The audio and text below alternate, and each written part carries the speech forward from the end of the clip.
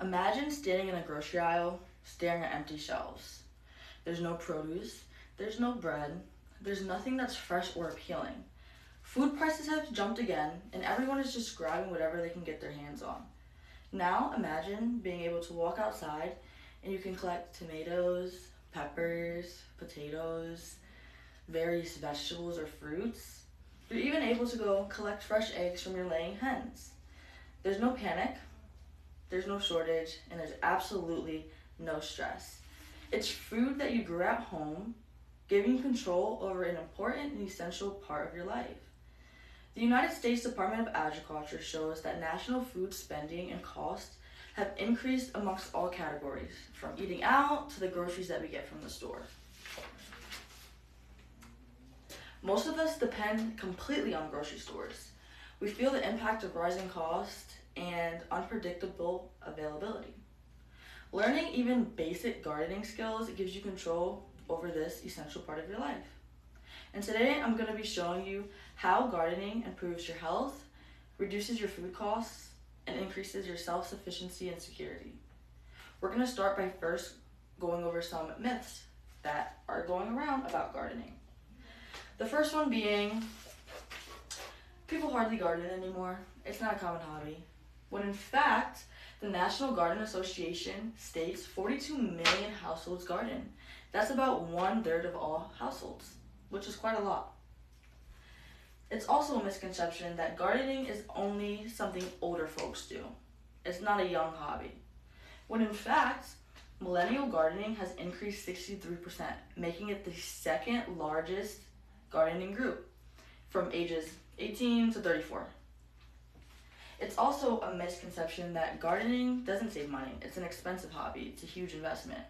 When in fact, gardening spending rose from $2.5 billion to about $3.5 billion because it pays off. People want to put their money somewhere that isn't beneficial, especially with us all feeling the rising cost of living.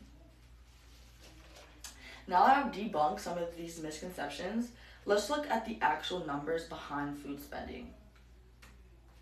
The United States Department of Agriculture states that the average amount spent on food is about $7,312. That's a lot of money. It's a huge amount of money. It also shows here on the graph. This is the total amount between eating out and our total home grocery bill. So as you can tell, it's steadily rising, with these indicators being mini recessions or like COVID right here, this pandemic, which limits our accessibility of being able to go out and eat places and spend money. This graph down here shows where this $7,312 is going.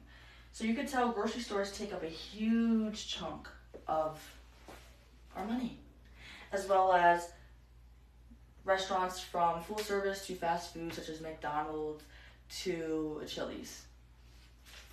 And then the rest down here are like BJ's and the bulk stores. So we're putting a lot of money elsewhere besides investing in ourselves to become self-efficient. With that being said though, the National Garden Association shows that the average cost in gardening rose $15, and that's a nice investment when we take in the fact that a pack of seeds can cost $1 and a bag of dirt can cost $3. So it shows that people are investing more in this hobby. Now that I've went over the numbers of food costs and garden participation, let's talk about what happens when households rely solely on these stores and restaurants.